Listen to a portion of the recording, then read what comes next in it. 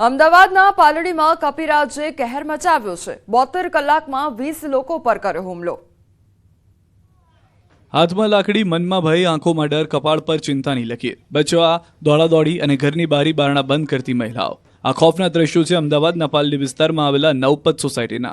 ભયનું કારણ છે કપિરાજ। આ વિસ્તારમાં કપિરાજે એવો કહેર મચાવ્યો કે માત્ર 72 કલાકમાં જ 20થી વધુ લોકો પર હુમલો કર્યો। સોસાયટીના લોકો ઘરની બહાર દેખાઈ જાય એટલે કપિરાજ જાણે તેમનો શિકાર બહાર આવ્યો હોય તે રીતે પાછળ દોડે છે। કોઈના પગે બચકા ભરે છે તો કોઈના હાથમાં લોકોને લોહીલુહાણ કરી મૂકે છે।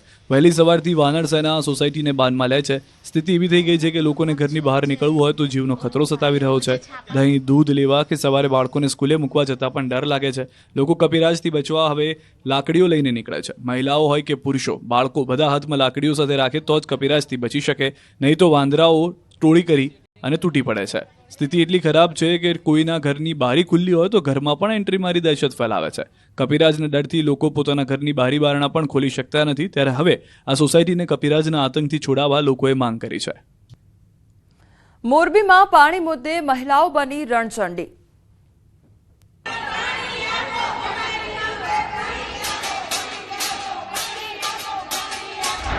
વિરોધના દ્રશ્યો છે મોરબીના। અહીં ઉનાળો આવતા જ પાણીની પારાયણ શરૂ થઈ ગઈ છે।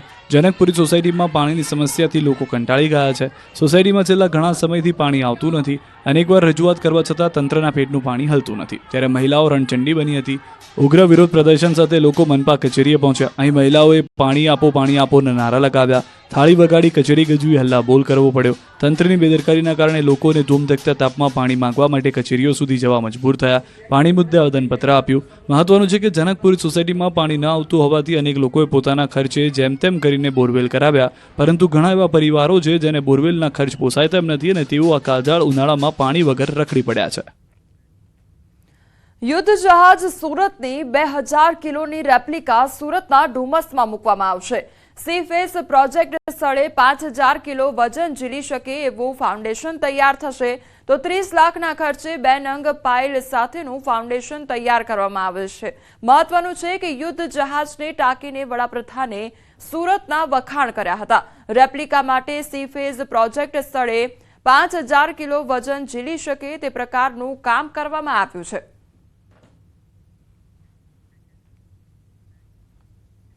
મોંઘવારીના માર વચ્ચે સિંગતેલમાં ડબ્બે 50 રૂપિયાનો ઘટાડો।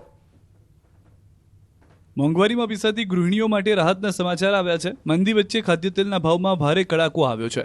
સિંગતેલમાં ડબ્બે 50 રૂપિયાનો ઘટાડો થયો। કપાસિયા તેલના ભાવમાં ડબ્બે 40 રૂપિયા ઘટ્યા। હવે સિંગતેલના 15 કિલોના ડબ્બાનો ભાવ 2490 રૂપિયા થયો। કપાસિયા તેલના 15 કિલો ડબ્બાનો ભાવ 2220 રૂપિયા થયો। ગત વર્ષની સરખામણીએ ચાલુ વર્ષે ડબ્બામાં 200 રૂપિયાનો ઘટાડો નોંધાયો। આગામી દિવસોમાં ખાદ્યતેલના ભાવ હજુ પણ ઘટે તેવી શક્યતા છે। ગરમીને કારણે ખાદ્યતેલની ડિમાન્ડ ઘટી છે। સરકારે ટેકાના ભાવે ખરીદ કરેલ મગફળી વેચવા કાઢી અને ખેડૂતો પાસે ગત સિઝનની મગફળીનો સ્ટોક પડ્યો હોવાથી ભાવ ઘટ્યો છે। બીજી તરફ આ વખતે મગફળીનું ઉત્પાદન વધારે હોવાથી સિંગતેલના ભાવમાં ઘટાડો થયો છે। 12 એપ્રિલ ચૈત્રી પૂર્ણિમાના રોજ હનુમાન જયંતિ છે અને કષ્ટભંજન દેવના જન્મદિવસની ઉજવણી માટે બોટાદમાં આવેલા સુપ્રસિદ્ધ યાત્રાધામ સાળંગપુર ખાતે ભવ્યાતિ ભવ્ય આયોજન કરવામાં આવ્યું છે। આ વખતે શનિવારના દિવસે હનુમાન જયંતિનો મહાસંગમ છે, જેને લઈ ઐતિહાસિક હનુમાન જન્મોત્સવ ઉજવાશે। લાખોની સંખ્યામાં ભાવિક ભક્તો સાળંગપુર ધામ આવી શકે છે, જેના માટે મંદિર પ્રશાસન દ્વારા ભક્તોની સુવિધા માટે ખાસ તૈયારીઓ હાથ ધરવામાં આવી છે। તો તમામ પ્રકારનું આયોજન હાથ ધરવામાં આવ્યું છે। કોઈપણ પ્રકારની અસુવિધા ન સર્જાય તેને ધ્યાનમાં રાખીને તમામ સુવિધાઓ ઉપલબ્ધ કરવામાં આવી છે। લાખો શ્રદ્ધાળુઓ દ્વારા દર્શન કરવામાં આવી શકે છે અને તેને લઈને જ સુઘડ આયોજન કરવામાં આવ્યું છે। તો મંદિર પ્રશાસન દ્વારા તડામાર તૈયારીઓ હાથ ધરાઈ છે। ચૈત્ર સુધી પૂર્ણિમા અને દાદાનો જન્મોત્સવ ને પાછો શનિવાર ભેગો છે અને ત્યાર પછી શણગાર આરતી થશે। ત્યાર પછી ચોકની અંદર ભવ્ય મોટી જબર કેક કાપી અને ફુગાઓ ઉડાડીને દાદાનો આપણે સૌ જન્મોત્સવ અને સેલિબ્રેશન કરીશું। નર્મદા પરિક્રમામાં ભજન, ભોજન અને ભક્તિનો ત્રિવેણી સંગમ રચાયો। નર્મદા મૈયાની ચાલતી પરિક્રમામાં ભજન ભોજન અને ભક્તિનો ત્રિવેણી સંગમ રચાયો. નર્મદા નદીની પરિક્રમા કરવા માટે હજારો ભક્તો ઉમટી પડ્યા. ત્યારે ભક્તોને રસ્તામાં કોઈ અગવડ ન પડે તે માટે રસ્તામાં સેવા કેમ્પો ધમધમી રહ્યા છે. સેવાભાવી સંસ્થાઓ દ્વારા નર્મદા પરિક્રમા કરતા લોકો માટે અનોખી સેવા કરવામાં આવી રહી છે. જય ભોલે ગ્રુપ દ્વારા પણ અનોખી સેવા ચાલુ છે. છેલ્લા 4 વર્ષથી જય ભોલે ગ્રુપ ધૂમધકતા તાપમાં ખડે પગે 24 કલાક 30 દિવસ સુધીની વિનામૂલ્યે ચા નાસ્તા ભોજનની સુવિધાઓ આપે છે. 10 દિવસમાં 7000 કિલો અનાજ 1200 લીટર દૂધ અને 1400 કિલો શાકભાજી વપરાઈ ગયું છે. પરિક્રમાને 10 દિવસ થયા છે અને અત્યાર સુધીમાં 2 લાખથી વધુ પરિક્રમાવાસીઓએ ચા નાસ્તા ભોજનની સુવિધાનો લાભ લીધો છે. જોકે પરિક્રમાવાસીઓ પણ તંત્ર અને સેવાભાવી સંસ્થાઓની સુવિધાઓથી ખુશી વ્યક્ત કરી રહ્યા છે.